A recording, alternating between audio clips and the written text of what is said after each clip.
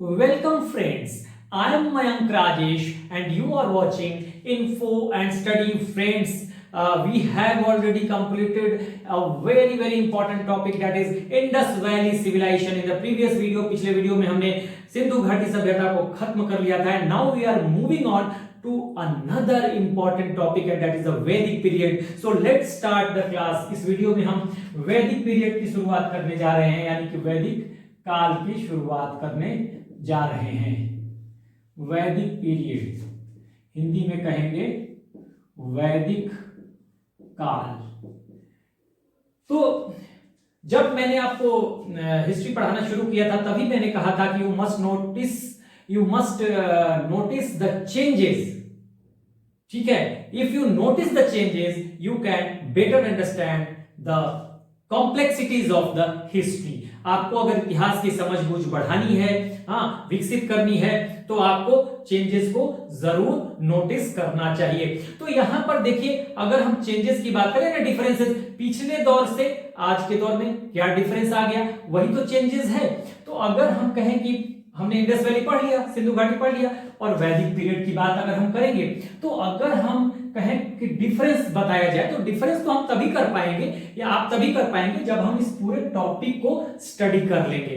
लेकिन अभी हम एक रफ आइडिया दे देते हैं आपको, ताकि आपकी समझ बेहतर हो सके. देखिए, एक तो सबसे बड़ी बात, अगर हम डिफरेंस की बात करें तो सबसे पहला डिफरेंस तो टाइम पीरियड का आ जाता है. ठीक है, तो टाइम पीरियड जो है अगर देखें तो मैक्सिमम टाइम पीरियड सिंधु घाटी सभ्यता है, इंडस वैली सिविलाइजेशन का कहा गया है. कहीं 1500 है, कहीं 1800 है, कहीं 1700 है, ऐसे करके 1500, 1700, 1800 बीसी तक का.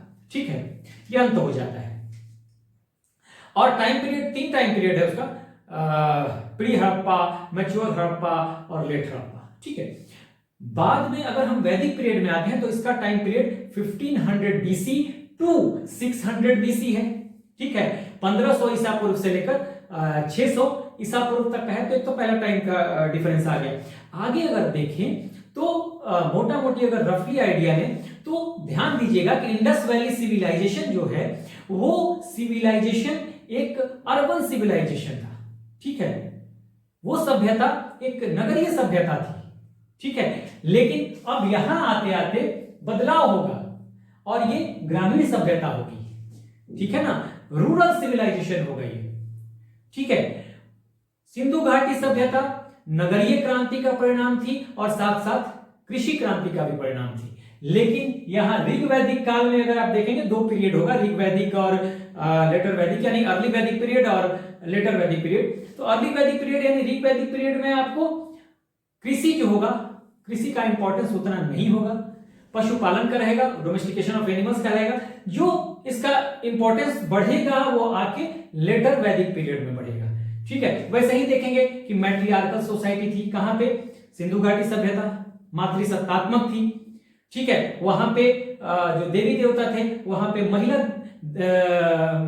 गॉडेसेस की, मतलब महिला देवी देवताओं की ज्यादा प्राथमिकता थी. यहां पर प्राथमिकता बदल जाएगा. वहां कर्म कांड के साक्ष्य आपको नहीं मिलते कि बहुत ज्यादा कर्म कांड या कुछ हो रहा है. यहां पूरा रिलीजियस प्रैक्टिसेस कर्म कांड पे, हवन पे, सेक्रीफाइसेस यानी बलि पे, जो ब्राह्मणों के वर्चस्व पे वो डिपेंडेंट हो जाएगा. तो अगर ये इस तरह के बदलाव होंगे तो पूरे एक टेंडेंसी, प्रवृत्ति में बदलाव होता चला जाएगा. तो वो आप डिफरेंसेस बाद में कर पाएंगे. हमने आपको एक रफ आइडिया दिया है ताकि इस टॉपिक को पढ़ने में सहूलियत हो सके. तो अब हम जब वैदिक पीरियड की शुरुआत करते हैं तो इसको कुछ पोर्शन में डिवाइड कर लेते हैं. ठीक है, जैसे कि सबसे तो पहले टाइम पीरियड. टाइम पीरियड को अगर हम कहें तो क्या कह सकते हैं? कालखंड हिंदी में लिख देंगे, कालखंड की बात करते हैं. उसके बाद अभी अगर दिखाई नहीं दे रहा होगा, मैं अभी दिखाऊंगा आपको. उसके बाद हम कहें तो ओरिजिन यानी उत्पत्ति की बात करेंगे. इसके उत्पत्तिकर्ता कौन थे? ठीक है, ओरिजिन मतलब उत्पत्ति, लिखने की जरूरत नहीं है. उसके बाद सोर्सेज यानी कि स्रोतों की बात करेंगे, सोर्सेज. अब सोर्सेज जो होंगे तो सोर्सेज 2 तरह के होंगे, आर्कियोलॉजिकल होंगे और कुछ साहित्यिक सोर्सेज भी होंगे. ठीक है, तो वो देखेंगे। और फीचर्स यानी कि विशेषताओं की बात करेंगे। अब देखिए, एक तो टाइम पीरियड हो जाएगा, कौन सा टाइम पीरियड है इसको देखेंगे, फिर इसके उत्पत्तिकर्ता को देखेंगे कि उत्पत्तिकर्ता कौन है, ओरिजिन कहां से है, ठीक है। तो आर्यंस को माना गया, इसको हम लोग देखेंगे। सोर्सेज, स्रोत को देखेंगे, कैसे पता चलता है इस पीरियड के बारे में, वैदिक काल के बारे में, हाँ तो वो देखेंगे। और उसके बाद फीचर्स को देखेंगे, विशेषताओं को देखेंगे, जिसमें बहुत सारे पहलू आएंगे, सामाजिक, आर्थिक, रिलीजियस, बहुत सारे पहलू आएंगे। तो जब हम उसको पढ़ेंगे तो फिर उसको डिफरेंट सेगमेंट में फिर बांट लेंगे, जहां जहां जरूरत पड़ेगी हम डिफरेंट पॉइंट्स को डिफरेंट सेगमेंट में बांटते हुए चलेंगे। तो आज का जो टॉपिक रहेगा हमारा, वो आज का टाइम पीरियड पर और ओरिजिन पर, इन दो चीजों पर बेस्ड होगा। तो देखिए, टाइम पीरियड की जहां तक बात है, तो इसका टाइम पीरियड माना गया है, मैंने अभी अभी बताया, 1500 बीसी से 600 बीसी तक का, ठीक है।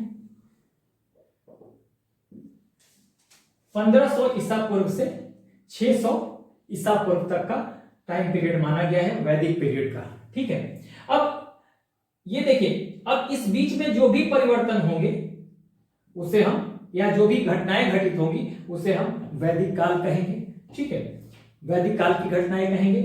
और ये देखिए कि 1500, हमने अभी भी बताया आपको कि जो इंडस वैली सिविलाइजेशन का पीरियड है वो डिफरेंट स्कॉलर्स के हिसाब से डिफरेंट है, ठीक है। तो अगर उसका लास्ट पीरियड अगर हम देखें मैच्योर हड़प्पा का, तो उसमें 1500, 1800, 1700 इस तरह से देखने के लिए मिलेगा अलग अलग स्कॉलर्स के हिसाब से। बट मॉर्टाइमर व्हीलर ने 2500 बीसी से 1500 बीसी तक माना है इंडस वैली सिविलाइजेशन का जो टाइम पीरियड है मॉर्टाइमर व्हीलर ने। तो अगर 1500 बीसी के हिसाब से देखें तो 1500 बीसी से उनका जो टाइम पीरियड है मॉर्टाइमर व्हीलर का, मॉर्टाइमर व्हीलर ध्यान रखिएगा, तो उनका जो टाइम पीरियड है 2500 बीसी से लेकर 1500 बीसी तक का time period Indus valley civilisation का है, यानी 2500 ईसा पूर्व से लेकर 1500 ईसा पूर्व तक। और यहीं से देखिए वैदिक पीरियड की शुरुआत हो जाती है, जो कि 6th सेंचुरी बीसी तक जाती है। और ये 6th सेंचुरी बीसी भी बहुत ही महान परिवर्तनों का समय है, हाँ, the period of the great changes, क्रांतिकारी परिवर्तन होंगे यहां पर सेकंड अर्बनाइजेशन की बात होगी, द्वितीय नगरीकरण की बात होगी, हाँ, मगध एक बड़े जनपद के रूप में उभर कर आएगा, ठीक है, महाजनपद के रूप में, जनपद नहीं महाजनपद के रूप में मगध इमर्ज करेगा, बहुत बड़े बहुत ताकतवर महाजनपद के रूप में। हाँ, वैदिक पीरियड के कर्म कांडों से लोग जब परेशान हो जाएंगे तो धार्मिक आंदोलन शुरू होंगे और जिसका नतीजा होगा बौद्ध धर्म, जैन धर्म, ठीक है। तो वो हम तो आगे देखेंगे, लेकिन 600 बीसी जो है ये बहुत ही महान परिवर्तनों का काल है। तो इस टाइम पीरियड को देखें 1500 बीसी और 600 बीसी, इसे भी हम दो पार्ट में बांटेंगे, क्योंकि जो वैदिक पीरियड है वो दो पार्ट में है। तो वैदिक पीरियड को दो पार्ट में अगर हम बांटते हैं तो देखिए ये जो है, एक तो हो जाएगा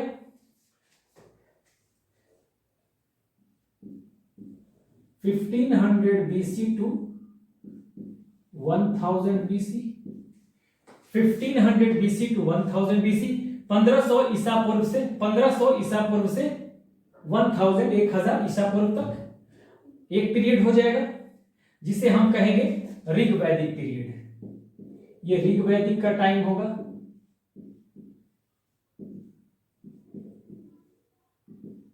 ठीक है, और दूसरा पीरियड जो होगा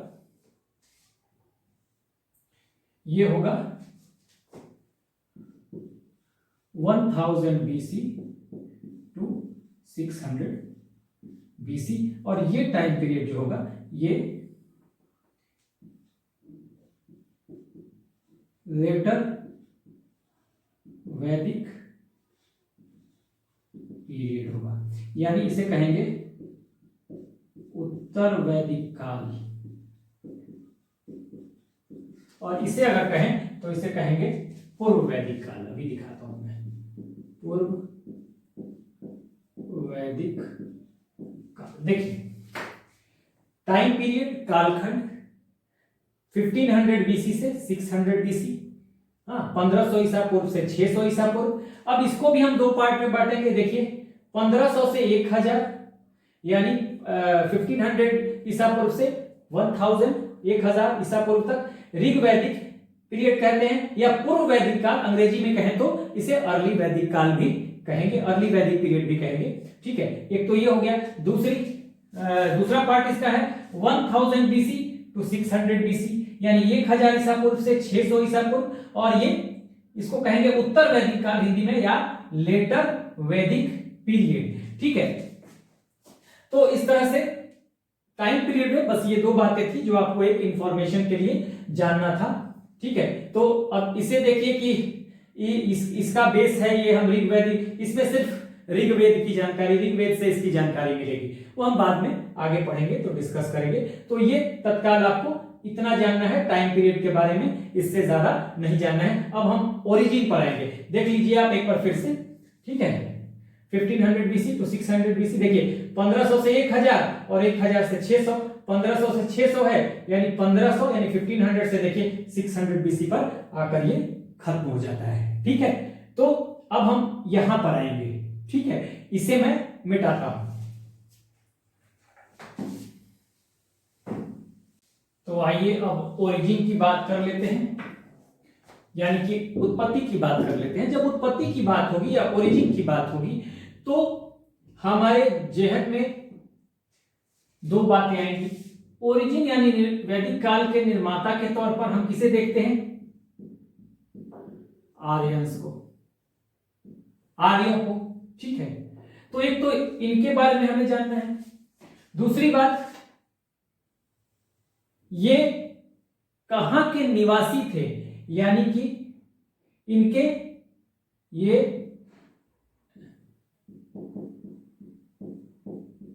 हैबिटेंट्स कहां के थे।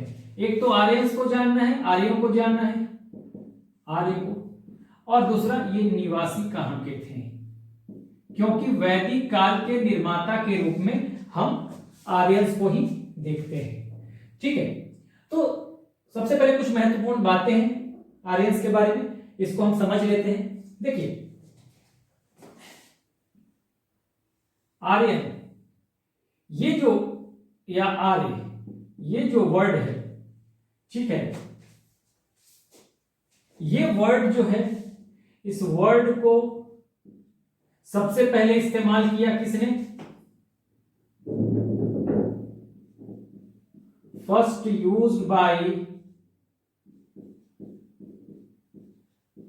मैक्स मुलर इन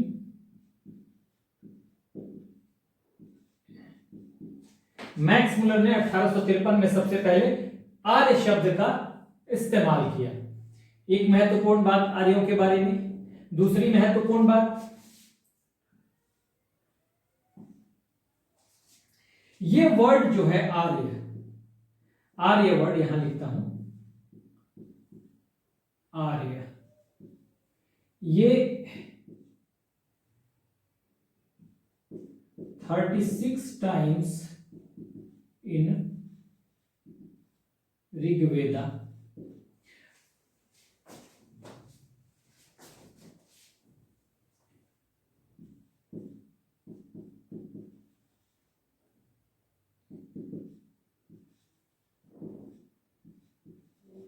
देखिए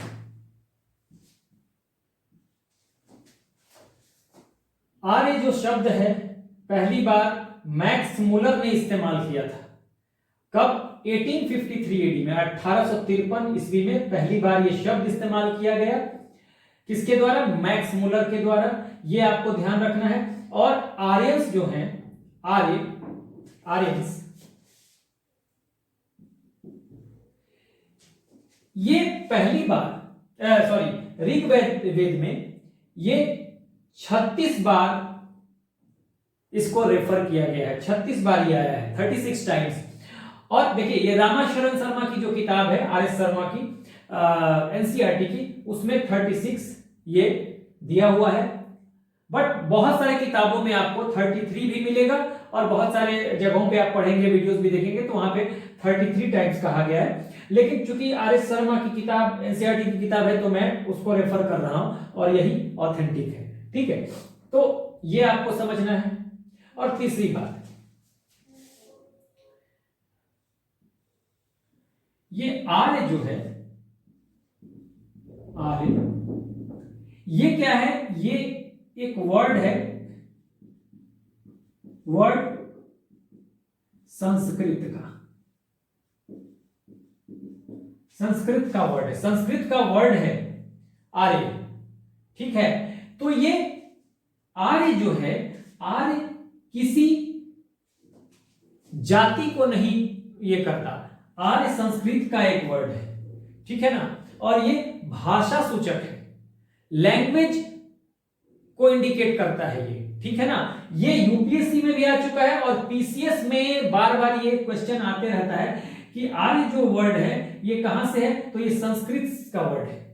ठीक है, एक बात और है, जो देखिए वेद, वैदिक है लिखा हुआ है ना, वेद, तो ये वैदिक जो है वेद धातु से बना हुआ है और वेद का मतलब होता है, ये हिंदी में मैं बता रहा हूं, जानना या ज्ञान। ठीक है ना, ज्ञान या जानना वेद का मतलब होता है, विद धातु से बना हुआ है वेद, जो ये वेद जो है वैदिक वेद, और ये बना हुआ है विद धातु से, तो विद का मतलब जानना या ज्ञान होता है। इस बात को आपको ध्यान में रखना है। तो पहली बात तो ये है, देखिए आर्य वर्ड जो है ये संस्कृत का वर्ड है। ठीक है, और ये भाषा सूचक है। भाषा सूचक का मतलब ये लैंग्वेज को मीन करता है, ना कि किसी जाति को मीन करता है। ठीक है ना, किसी जाति को मीन नहीं करता, ना ही किसी नस्ल को, ना ही किसी रेसेस को। ठीक है ना, तो ये आपको ध्यान रखना है कि आर्य शब्द किसी जाति, ये जाति सूचक नहीं है, ये किसी नस्ल को सूचित नहीं करता। हाँ, ये किसको मीन करता है? लैंग्वेज को मीन करता है, भाषा सूचक शब्द है। और ऐसे कहा जाता है कि आर्य जो वर्ड है ये कल्चरल कम्युनिटी को रिप्रेजेंट करता है, ना कि किसी जाति को रिप्रेजेंट करता है। यानी कल्चरल कम्युनिटी, आप आर्य शर्मा की किताब देखेंगे एनसीईआरटी की, उसमें साफ लिखा हुआ है कि कल्चरल कम्युनिटी को ये इंडिकेट करता है ये जो वर्ड है। ठीक है, एक तो ये बात हो गई। दूसरी बात, आर्य का मीनिंग, अगर आर्य के मीनिंग को हम देख लें, ठीक है, तो आर्य का मीनिंग जो होता है वो होता है, देखिए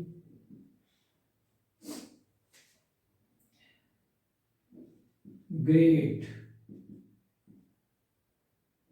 वाइज, बुद्धिमान, सिविलाइज्ड, एलीट। तो ये सब एक तरह से एडजेक्टिव है। ठीक है ना, एडजेक्टिव है, ये सारे विशेषण हैं। हिंदी में अगर देखें तो बहुत सारे शब्द मिल जाएंगे आपको हिंदी में, जैसे कि हिंदी में अगर देखें तो आपको मिल जाएंगे महान, ठीक है ना, महान, बुद्धिमान, कुलीन, श्रेष्ठ, सर्वोत्तम, महान, महान मैंने बोल दिया, ठीक है ना, सभ्य, सज्जन। तो ये सारे शब्द मीन करते हैं आर्य को। ठीक है ना, हिटलर भी अपने आप को आर्य कहता था। ठीक है ना, तो ये अगर हिंदी में ये मैंने एलिट लिख दिया था, एलिट, ठीक है ना, अगर हिंदी में हम कहें तो हिंदी में मैं लिख देता हूं यहां पे कुछ मीनिंग इसका। देखिए इसका मीनिंग जो है, श्रेष्ठ, सर्वोत्तम, उत्तम,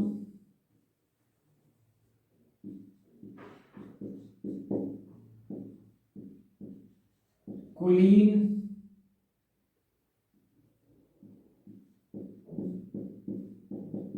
सभ्य, सज्जन।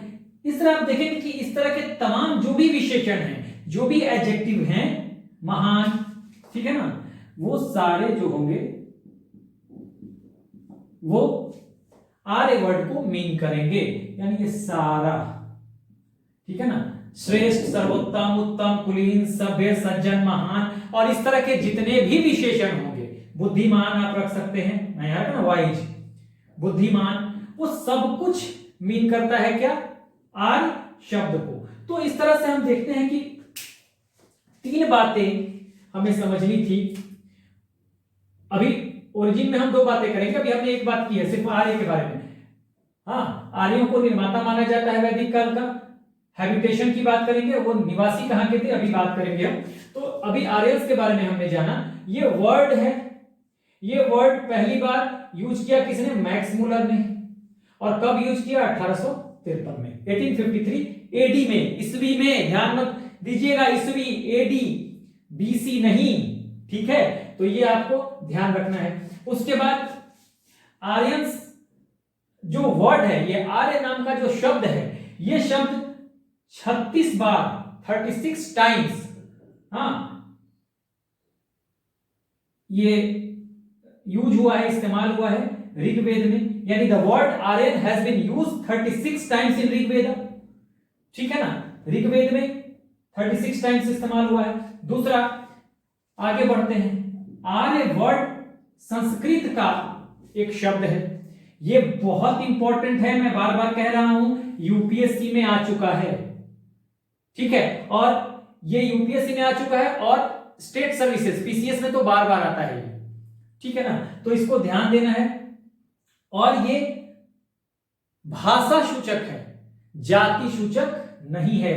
ये शब्द जाति सूचक नहीं है, किसी नस्ल से, किसी रेसेज से, किसी कास्ट से, किसी प्रजाति से कोई लेना देना नहीं इसका, ठीक है ना। तो ये आपको ध्यान देना है, कहीं आ जाए कि क्या इंडिकेट करता है भाई, तो लैंग्वेज को इंडिकेट करता है, ना कि ये रेसेस या कास्ट को इंडिकेट करता है। हाँ, कल्चरल आइडेंटिटी को ये इंडिकेट करता है, कल्चरल कम्युनिटी को इंडिकेट करता है। आप आर्य शर्मा में पढ़िएगा, ठीक है ना, एनसीईआरटी में, तो आपको पता चलेगा कि कल्चरल कम्युनिटी को ये इंडिकेट करता है। तो ये आपको ध्यान देना है। मैं हिंदी में ही लिख देता हूं यहां पे कि ये शब्द जो है, ताकि आपको सुविधा हो जाए, यहां से आप नोट कर लीजिएगा। ये आर्यन जो शब्द है, आर्यन, ये जो है, ये भाषा सूचक है, भाषा को मीन करता है, लैंग्वेज को मीन करता है, अभी मैंने बता भी दिया।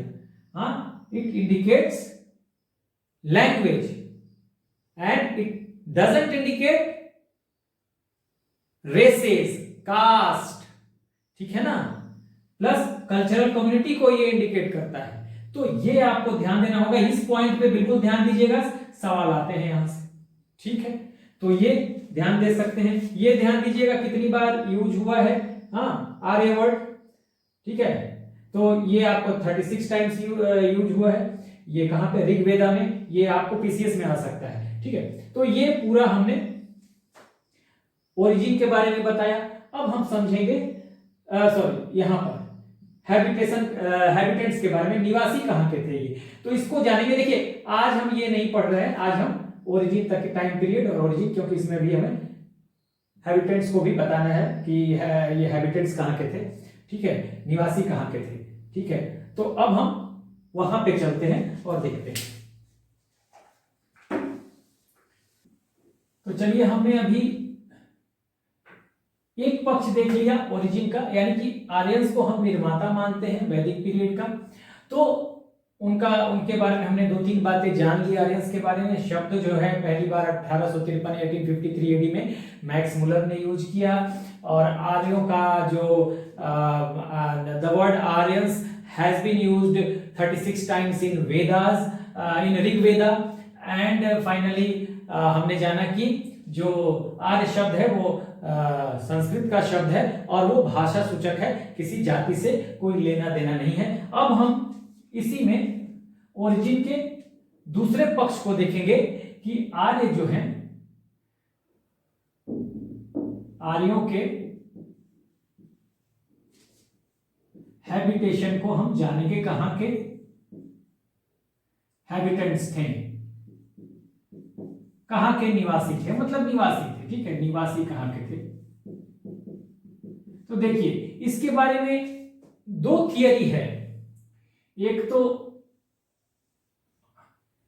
इंडिजिनस थियरी है, मतलब देश में भारत से ही इनकी उत्पत्ति हुई, और दूसरी थियरी है, दो थियरी की बात हम करते हैं। देखिए एक तो इंडियन थियरी की बात करेंगे, इंडियन ओरिजिन की बात करेंगे, यानी ओरिजिन की ये भारत के मूल निवासी हैं, कई स्कॉलर्स का कहना है, और एक आउट ऑफ इंडिया,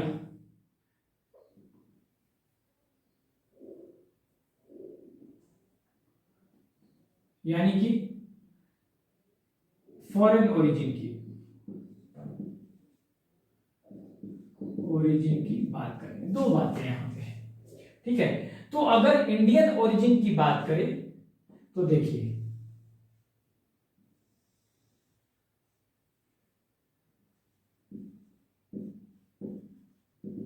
कश्मीर और हिमालय, ठीक है,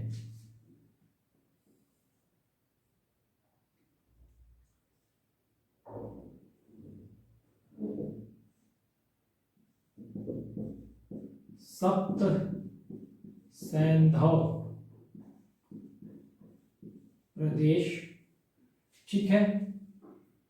उसके बाद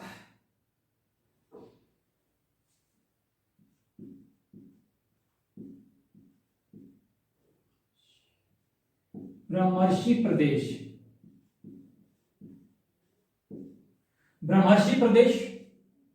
ठीक है, और इसके बाद है मध्य देश। देखिए जो इंडिजिनस इंडियन ओरिजिन की जो बात है उसमें कहा जाता है कि इनका ये ओरिजिनल निवासी कहाँ के हैं, इनका ओरिजिन कहां से है, तो कश्मीर या हिमालय से है। हाँ, सप्त सैंधव प्रदेश से है, हाँ, ब्रह्मर्षि प्रदेश से है या मध्य देश से है, इसे हम मैप में अभी समझेंगे, ठीक है। तो कश्मीर की जो बात करते हैं, ये करते हैं एलडी कलर,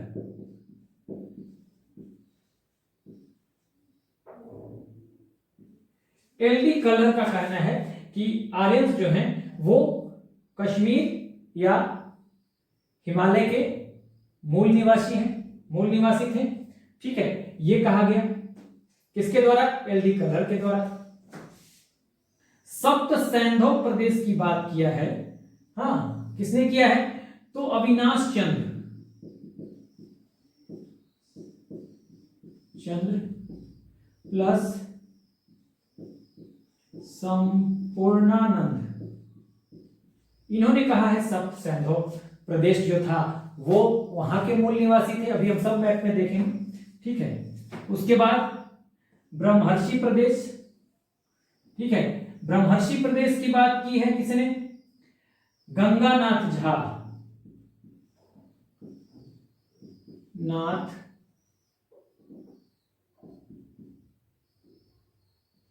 झा ने कहा है कि ये ब्रह्मर्षि प्रदेश के मूल निवासी थे, ठीक है, आर्यंस। और मध्य देश की बात कही है, ये कही है राजबली पांडे,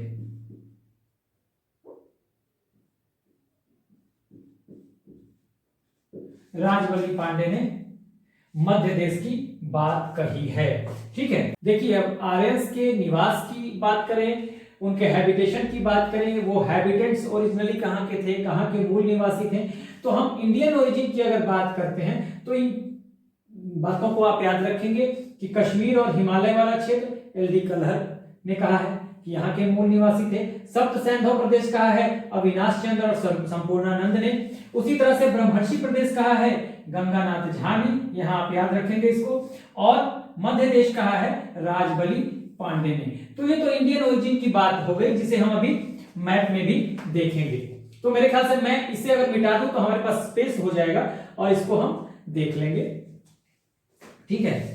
तो इसे मैं मिटाता हूं, उसके बाद इसे देखेंगे और फिर हम फॉरेन ओरिजिन की बात करेंगे। तो आइए देखते हैं। तो आइए अब हम यहाँ पर एक मैप बनाएंगे और हमने जहाँ तक ओरिजिन की बात की, उत्पत्ति की बात की और वैदिक पीरियड के उत्पत्तिकर्ताओं की बात की, आर्यंस की बात की, तो हमने उसका एक साइड देख लिया कि इंडियन ओरिजिन उनका कहाँ कहाँ से माना गया है और कौन कौन से स्कॉलर हैं जिन्होंने उनके कश्मीर या हिमालय वाले क्षेत्र के की बात की है कि उनका इंडियन ओरिजिन है वहाँ, कि उनका ओरिजिन वहाँ से है, या फिर वो जैसे एल डी कलहर ने कह दिया कि भाई मूल निवासी कश्मीर या हिमालय वाले क्षेत्र के हैं, सब सिंधु प्रदेश के बारे में कहा। तो अलग अलग स्कॉलर्स ने जो कहा है उससे हम एक मैप बनाते हैं। तो हम पहले उसको जान लेंगे जो इंडियन ओरिजिन वाली बात है वो कौन कौन सा क्षेत्र है, और उसके बाद फिर हम फॉरेन ओरिजिन की बात उसी मैप पे करेंगे। तो आइए देखते हैं, एक पहले मैप बनाते हैं हम। देखिए ये हमने बना लिया एक मैप, ठीक है।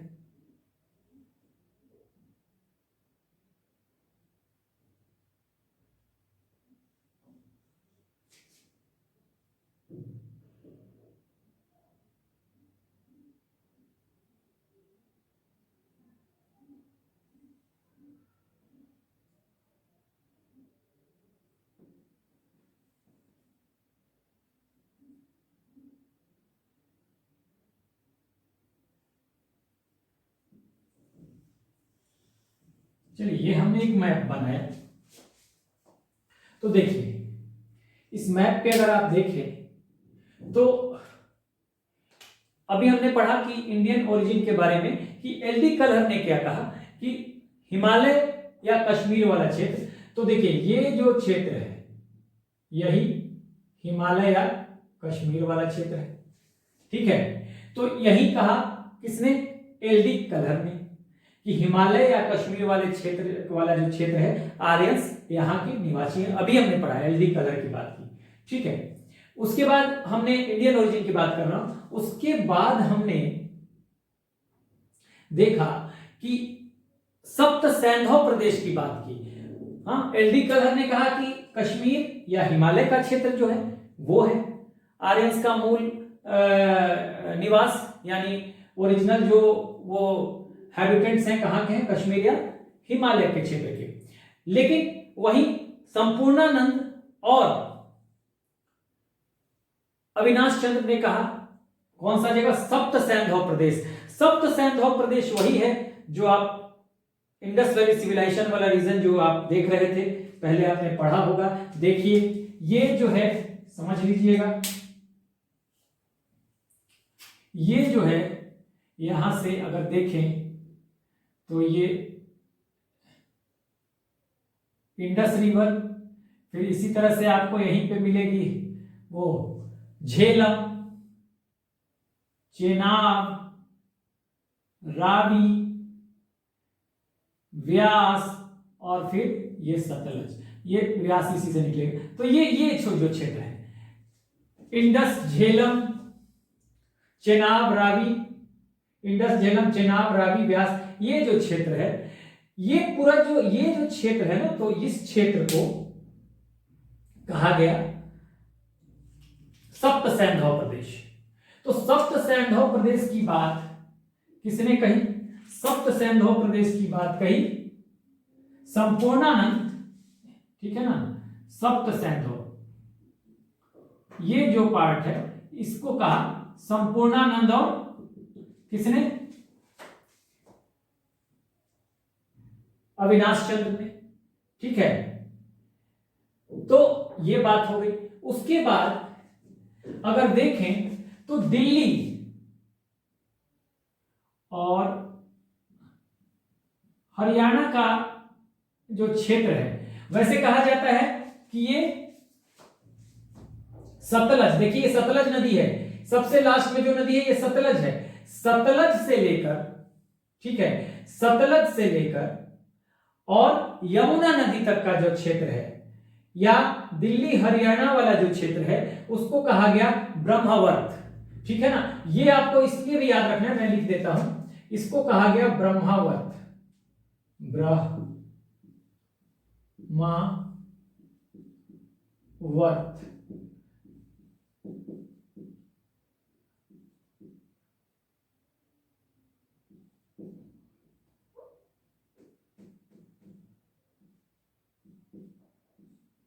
ब्रह्मावर्त।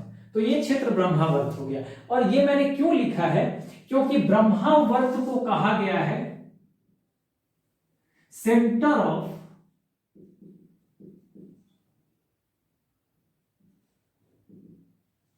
ऋग वैदिक, सेंटर ऑफ ऋग वैदिक पीरियड, इसे सेंटर ऑफ ऋग वैदिक पीरियड कहा गया है। यानी कि ऋग वैदिक काल का केंद्र कहा गया है किसे, ब्रह्मावर्त को। ब्रह्मावर्त मैंने लिखा है, बहुत ध्यान देने वाली बात है, कहीं एग्जाम में आ जाए कि ऋग वैदिक काल का केंद्र किसे कहा जाता था, कौन सा क्षेत्र है, सप्त सैंधव है, हिमालय कश्मीर का क्षेत्र है, ब्रह्मावर्त है, कौन सा, तो आप कहेंगे ब्रह्मावर्त। ये आपको ध्यान रखना है। और ब्रह्मावर्त जो है दिल्ली हरियाणा वाला क्षेत्र है, या सतलज नदी, ये सतलज लास्ट में जो आ रही है सतलज नदी है, सतलज नदी से लेकर यमुना नदी तक का जो क्षेत्र है उसे कहा गया है ब्रह्मावर्त। देखिए मैप जो है ना, आप एक मैप में देखेंगे तो आपको मिल जाएगा, सारी नदियां भी मिल जाएंगी। आप एग्जैक्ट मत रखिएगा कि मैं एग्जैक्ट उसी तरह से रखूंगा उसी पॉइंट पे, मोर और लेस मैं जो मैप बना रहा हूं उससे आपको समझ में आ जाएगा। ठीक है, तो ये बड़ी इंपॉर्टेंट बात है। उसके बाद अगर आप देखेंगे तो ये मैंने कहा ना यमुना नदी, देखिए ये है गंगा नदी, ठीक है रफली, और ये है यमुना नदी, ठीक है ना। तो ये जो क्षेत्र है गंगा यमुना दोआब, दो नदियों के बीच का क्षेत्र दोआब। दोआब का मतलब क्या है, दो नदियों के बीच का क्षेत्र, और उसके आसपास का जो रीजन हो गया इसे कहा गया ब्रह्मर्षि प्रदेश। ठीक है ना, ध्यान रखिएगा। तो इसे कहा गया, ये जो है क्षेत्र इसे कहा गया ये जो क्षेत्र है आप देख रहे हैं इसे कहा गया ब्रह्मर्षि प्रदेश। तो यहां माना गया कि ये जो है ये आर्यंस का मूल निवासन किसने कहा, गंगानाथ झा ने। यहां पर मैं नाम भी अभी लिख दूंगा फाइनली। ये है आपको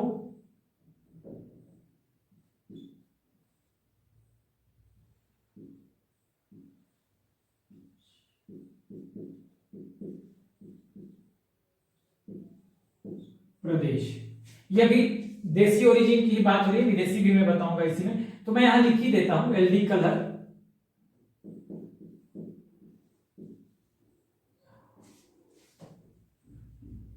कश्मीर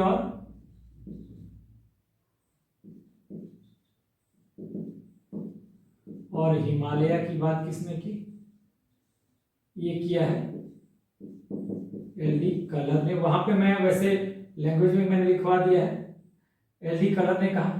ठीक है, सप्त सैंधव किसने कहा था, देखिए ये है सप्त सैंधव,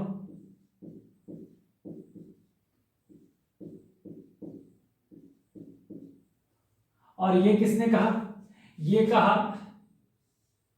कि उनका ओरिजिनल निवासी जो है निवास जो था आर्यंस का वो था आपको सप्त सैंधव प्रदेश। तो ये वाला सप्त सैंधव प्रदेश है। तो ये सप्त सैंधव प्रदेश की बात कर रहे हैं अविनाश चंद्र प्लस संपूर्णानंद। ठीक है, ये आप ऐसे लिख सकते हैं, इसकी बात कर रहे हैं। उसके बाद ब्रह्मर्षि प्रदेश की बात किसने की, ब्रह्मर्षि प्रदेश की बात की गंगानाथ झा, इसकी बात की गंगानाथ झा ने ब्रह्मर्षि प्रदेश की बात की। और देखिए ये है हिमालय वाला रीजन सारा, ठीक है ना, ये हिमालय वाला रीजन है सारा ये, और ये है विंध्याचल पर्वत। ठीक है ना, तो इसके बीच का कुछ क्षेत्र है विंध्याचल पर्वत। ठीक है ना। इसके बीच का कुछ क्षेत्र है विंध्याचल पर्वत का, और इसके बीच का ये विंध्य पर्वत है, यहां से देखेंगे तो ये विंध्य पर्वत है। तो ये जो क्षेत्र है एक तरह से देखा जाए तो इस क्षेत्र को कहा गया मध्य देश, ठीक है ना, मध्य देश। तो इस क्षेत्र को कहा गया मध्य देश, ध्यान रखिएगा। कौन सा क्षेत्र है? विंध्य पर्वत और हिमालय के बीच का कुछ क्षेत्र है जिसे कहा गया मध्य देश। ये हो गया मध्य देश। और ये मध्य देश की बात किसने की? राजबली पांडे ने।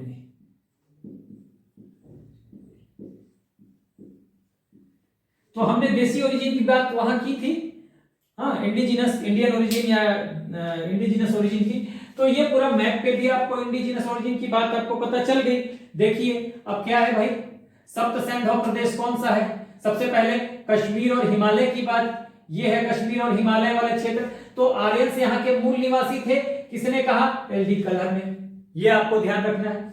उसके बाद अविनाश चंद्र और संपूर्णानंद ने कहा सप्त सैंधव प्रदेश को। तो सप्त सैंधव प्रदेश मैंने बता दिया, ये 7 नदियां जो हैं, हाँ, कौन सी नदियां हैं मैंने बताया, ये सिंधु, हाँ, झेलम, उसके बाद चेनाब, रावी, व्यास, सतलज, ये जो नदियां हैं, ठीक है ना।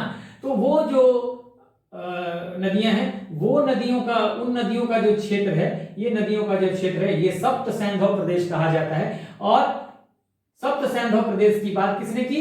अविनाश चंद्र और संपूर्णानंद ने।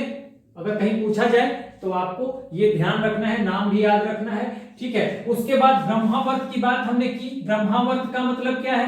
हरियाणा दिल्ली का क्षेत्र जो है उसे ब्रह्मावर्त कहा गया। यानी देखिए ये सतलज नदी है, लास्ट में जो नदी जा रही है सतलज नदी से लेकर यमुना नदी तक का जो क्षेत्र है, ये यमुना है, यहां जहां से ये शुरुआत हो रही है यमुना नदी की, तो इसको कहा गया ब्रह्मावर्त। और इसे सेंटर ऑफ ऋग्वैदिक पीरियड कहा गया, ऋग्वैदिक काल का केंद्र कहा गया। तो ये इंपॉर्टेंट है, ब्रह्मावर्त को कहा गया ऋग्वैदिक काल का केंद्र। और ब्रह्मर्षि प्रदेश मैंने बताया, गंगा नदी, यमुना नदी, उसके आसपास का क्षेत्र ब्रह्मर्षि प्रदेश, और इसे कहा गंगानाथ झा ने। ये आर्यंस का ओरिजिनल जो है, वो आर्यंस जो है वो ओरिजिनली यहाँ के बाशिंदे हैं, यहाँ के मूल निवासी हैं, यहाँ के हैबिटेंट्स हैं, ठीक है। और ये विंध्य पर्वत और हिमालय के बीच का जो क्षेत्र है इसको कहा गया मध्य देश। तो ये मध्य देश जो है इसको कहा राजबली पांडे ने। तो पूरा मैप पे आपके सामने, ये पूरा मैप आपके सामने है, तो इस पूरे मैप को आप देख सकते हैं। अब इससे मैं ये, अब तक हम इंडियन ओरिजिन की बात कर रहे थे, वहां हमने लाइन से लिख दिया था नीचे, ठीक है ना, कि कौन कौन से लोग, कौन कौन से स्कॉलर ने क्या कहा ओरिजिन के बारे में, आर्यंस के ओरिजिन के बारे में। अब हम फॉरेन ओरिजिन की बात करेंगे। मैप एज इट इज रहेगा, इसको मैं मिटा देता हूं, ठीक है ना, ये मैं मिटा देता हूं, मैप एज इट इज रहेगा ताकि हमारे पास सुविधा हो जाए। अब देखिए इसी मैप पे मैं बताऊंगा आपको फॉरेन ओरिजिन, आर्यंस का फॉरेन ओरिजिन, ठीक है। यहां पे मैं ऊपर लिख देता हूं, यहां पे साइड में लिखता हूं ताकि हमें दिक्कत ना हो। फॉरेन ओरिजिन, फॉरेन ओरिजिन मतलब विदेश में ये कहां के निवासी रहे मूलतः, ठीक है। तो देखिए सबसे पहले मैं बता रहा हूं आपको कि ये जो है यहां पर है पामीर का पठार, ठीक है, पामीर। तो ये है पामीर, पामीर प्लेटो है। और यहां पर कहा है 3 लोग हैं यहां के ओरिजिनल हैबिटेंट्स थे। कौन? आर्यंस। ये कहा है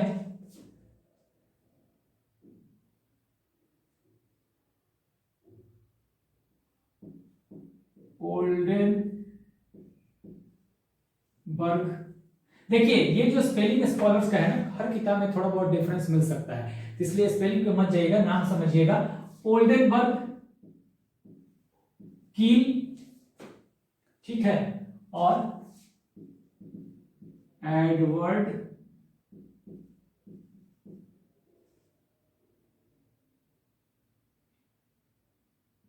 मेयर, ओल्डेनबर्ग, कील और एडवर्ड एडवर्ड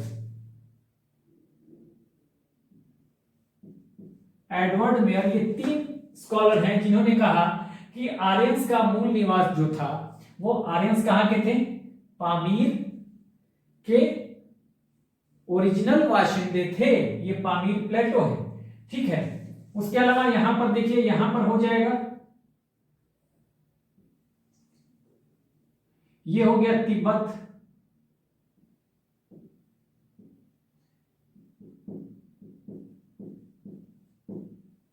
तिब्बत, और तिब्बत के बारे में कहा है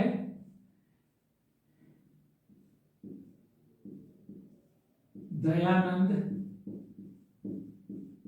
सरस्वती प्लस परजिटर परजिटर ने कहा है कि ये जो थे आर्यंस, ये तिब्बत के मूल निवासी थे, ये तिब्बत का क्षेत्र है, ठीक है। उसके बाद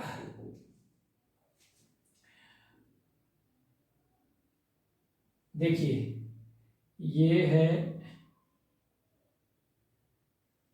पाकिस्तान मोरलेस, और ये हो गया अफगानिस्तान।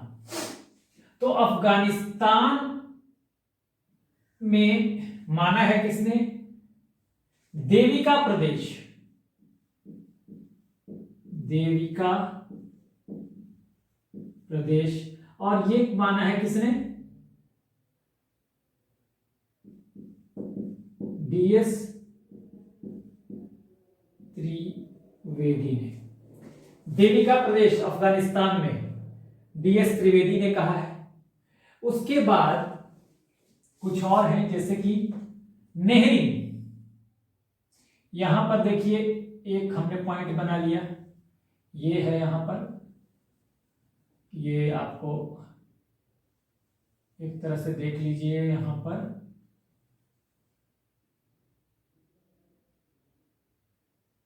मोर और लेस ये है,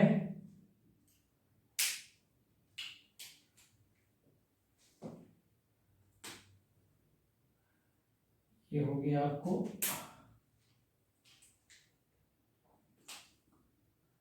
ये है साउथ रसिया, ठीक है ना, साउथ रसिया।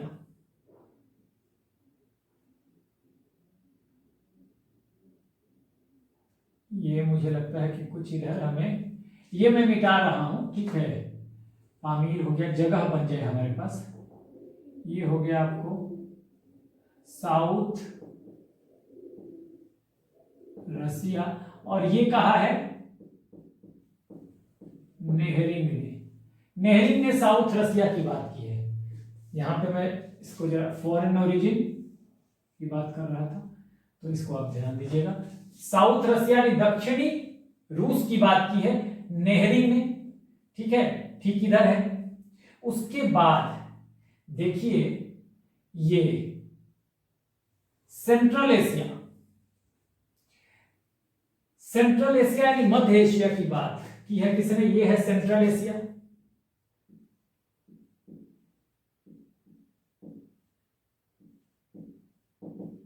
और ये बात की है किसने,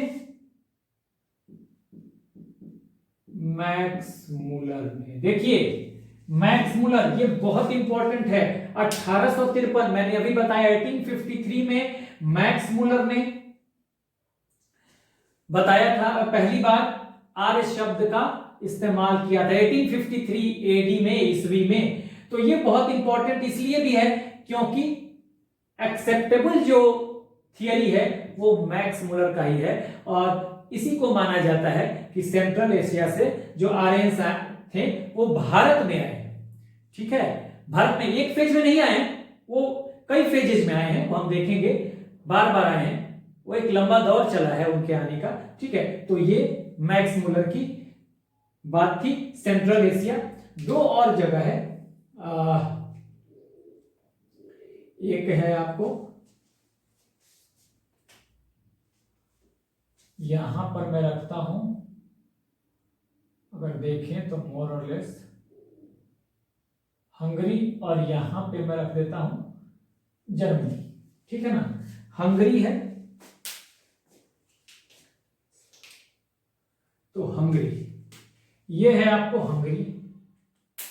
ठीक है, देखिए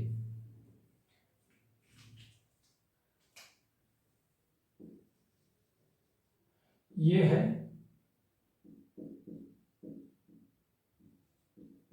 हंगरी। ठीक है, नीचे ही लिखता हूं मैं ताकि कटे ना, मुझे लग रहा है कहीं कट ना जाए। ये हंगरी है।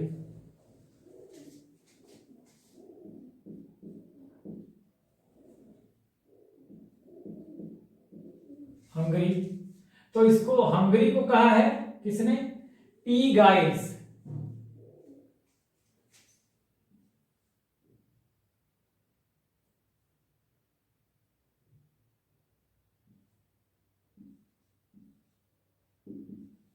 पी गाइस ने कहा है हंगरी को ओरिजिनल इनहेबिटेंट कहा है कि जो हंगरी जो है, हंगरी जो है वो आर्यंस का मूल निवास है।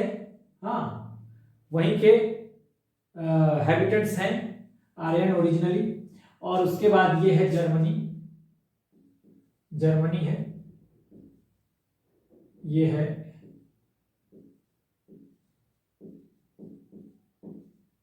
हंगरी में। देखिए डैन्यूब नदी है, तो डैन्यूब नदी को भी कहीं आ जाए, अगर हंगरी की जगह डैन्यूब नदी, तो वो भी आप रखिएगा। ये वहां के जो पी गाइस जो है ना, ये वहां के बर्ड्स को, एनिमल्स को, और जो प्लांट्स हैं, हाँ वेजिटेशन है, फ्लोरा एंड फौना है, उसको देख के इन्होंने अंदाजा लगाया था पी गाइस ने कि आर्यंस जो हैं वो हंगरी के निवासी हैं। ठीक है, अब जो है जर्मनी, तो फिजिक को देखकर, मानव शरीर की बनावट को देखकर, यहां पर दो लोग हैं। कौन लोग हैं? ये हैं हर्ट्ज प्लस पेनका। तो हर्ट्ज और पेनका ने कहा कि जर्मनी जो है वो मूल निवास है किसका? आर्यंस का। ठीक है, तो ये फॉरेन ओरिजिन वाली बात थी। तो देखिए इसको हम लोग देख लेते हैं जल्दी जल्दी। तो फॉरेन ओरिजिन की जहां तक बात है, ये देखिए जो सबसे एक्सेप्टेबल है सेंट्रल एशिया, तो ये तो आपको याद रखना है मैक्स मुलर को। देखिए सेंट्रल एशिया, अफगानिस्तान से इधर नॉर्थ वेस्ट में। पामीर जो है, पामीर से के बारे में तीन लोगों ने कहा है, ओल्डेनबर्ग, कील, एडवर्ड मेयर। ध्यान रखना है आपको। दक्षिणी रूस यानी कि साउदर्न रसिया, ये कहा है नेहरी ने। ठीक है, उसके बाद तिब्बत की बात की है किन्होंने? दयानंद सरस्वती प्लस परजिटर महोदय ने, परजिटर ने। ठीक है, और देविका प्रदेश ये अफगानिस्तान में है, और देविका प्रदेश की बात की है डीएस त्रिवेदी ने। ठीक है, उसके अलावा हंगरी की बात की है किसने?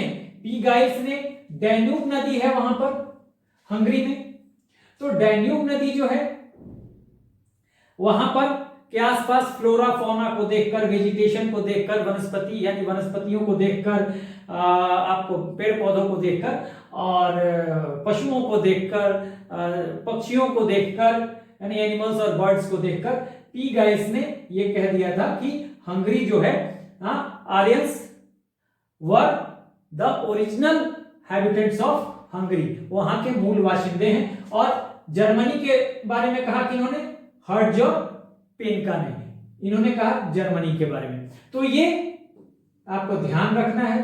तो पूरा मैप पे हमने समझ लिया। आप ब्रह्मावर्त को पहले मैंने बताया, याद रखिएगा, सेंटर ऑफ ऋग्वैदिक पीरियड। हाँ, ऋग्वैदिक काल का केंद्र कहा गया है ब्रह्मावर्त को। ये सब तो मैंने बता दिया अभी। और ये फॉरेन ओरिजिन को आप बिल्कुल ध्यान रखिएगा, फॉरेन ओरिजिन का को आप ध्यान रखिएगा। मैप पे मैंने सारा फॉरेन ओरिजिन बता दिया। तो इस तरह से हमने देख लिया, हमने इंडियन ओरिजिन की भी बात कर ली, कौन कौन से स्कॉलर्स ने भारत के किन किन क्षेत्रों में आर्यंस के मूल निवास को माना है कि ये क्षेत्र जो है, ये पर्टिकुलर, ये खास क्षेत्र जो है, ये आर्यंस का मूल निवास स्थान है। उसी तरह से हमने फॉरेन ओरिजिन की बात कर ली और देखा कि कौन कौन से स्कॉलर्स ने विदेशों में कौन कौन से प्लेसेस को, कौन कौन से लोकेशंस को आर्यंस का मूल निवास स्थान माना है। तो इन चीजों को हमने पूरी तरह से देख लिया। अब हम नेक्स्ट वीडियो में आगे की बात करेंगे, सोर्सेस की बात करेंगे, ठीक है, और भी चीजों की बात करेंगे। अगले वीडियो से हम अब इस चैप्टर में आगे बढ़ेंगे। तो बेसिक चीजें अभी आपने समझ ली, जो शुरुआती दौर की चीजें थी वैदिक पीरियड में। So this is the end of the video. Do like, share and subscribe. Take care.